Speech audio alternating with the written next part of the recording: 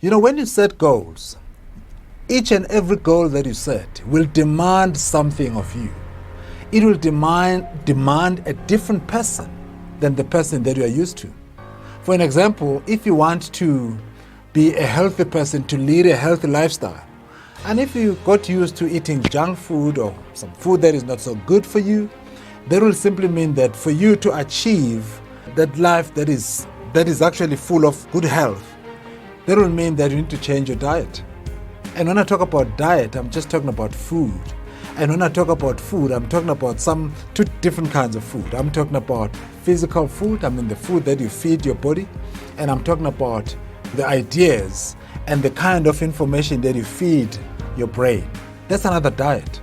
Because you can give your body good health, good food. But the question is, are you giving your brain some good food? Because if you don't give your brain good food, that's the source of everything.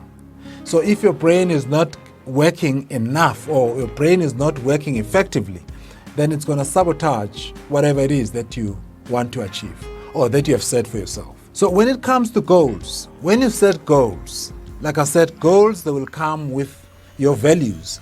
If you set goals that are misaligned, with your belief system, you'll never get to achieve those goals, but you'll get to maintain your beliefs.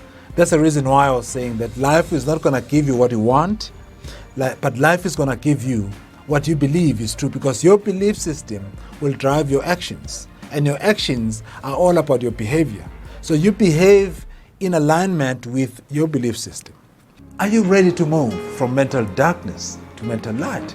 Then I'm here. Please do give me a call and let's engage further.